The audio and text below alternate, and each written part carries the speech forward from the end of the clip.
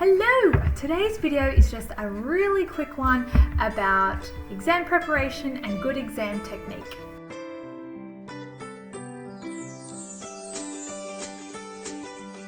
The most important part of exam preparation is knowing that you have an exam coming up.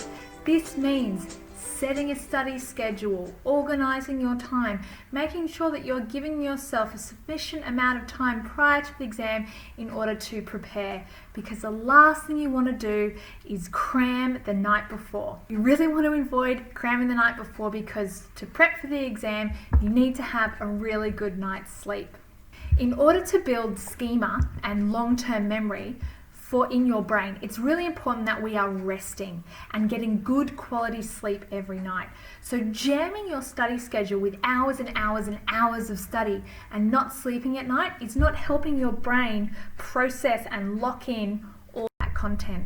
So have a good meal the night before, no devices, no notes, maybe go for a walk before you go to sleep, or have a nice bath or a shower, something to unwind and relax, and hit the pillow at a prompt time. When you wake up in the morning, make sure you give yourself lots of time to get ready. Now, that's not about doing your hair and getting your makeup done. No, it's about having some breakfast, making sure you're hydrated, making sure you're in full school uniform, especially for the HSC, this is really important, and making sure you have enough time to get to school. There might be a car accident on the major road that you take. There might be crazy traffic at school because everyone's driving that day.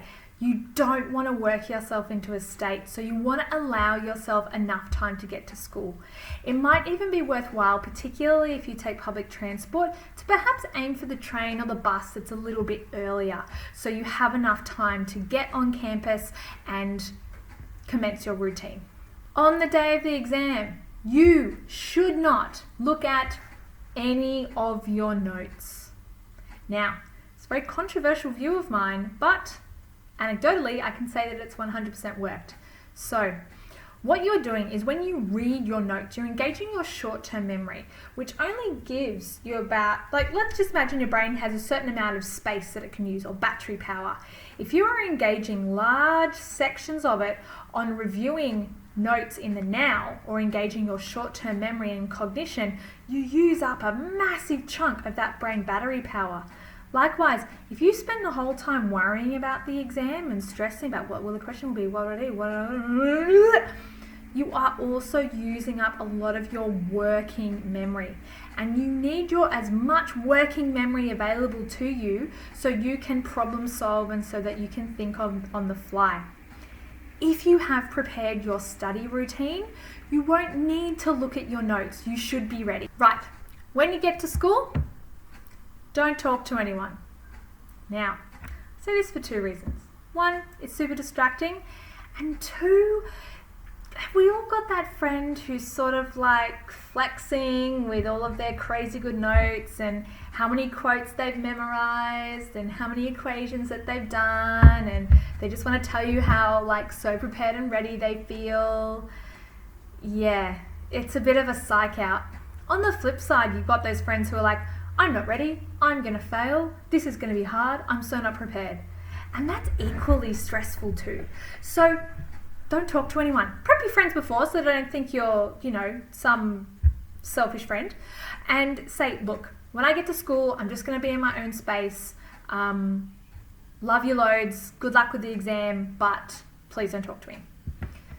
Then what you need to do is find a nice quiet space within the school and just sit. Calm yourself, do some breathing. At my local school, there is a big oval right next to where the exams take place. I always recommend students just walk slowly around that oval, because then they'll see when the exam hall opens up and they can get in so they don't lose track of time and miss the exam, because that has happened. But they're walking around the oval and again just going over the stuff in your head and trying to recall the things that you've been struggling to recall. It's no good recalling information that's already in there. You really want to reach into the depths of your psyche to pull out, that quote or that piece of information or that factoid that you've been struggling to grasp. Then, when you go in, you sign your name, you sit down at your desk, breathe. Okay? What will be will be.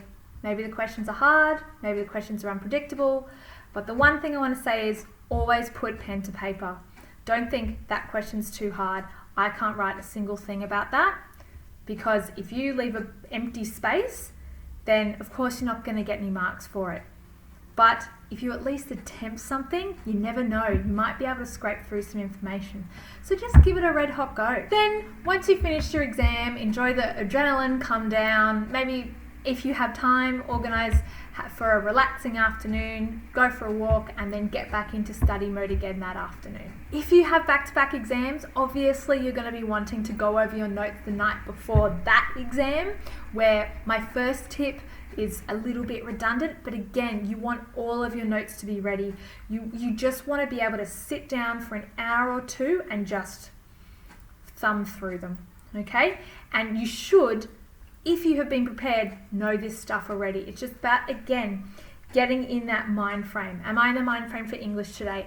Am I in the mind frame for maths today, or science, or drama, or art, or whatever subject it might be? So that's my hot tips for exam preparation. Good luck. You will be fine. Might not feel it now, but you will be. And you owe it to yourself to having a really good exam prep routine.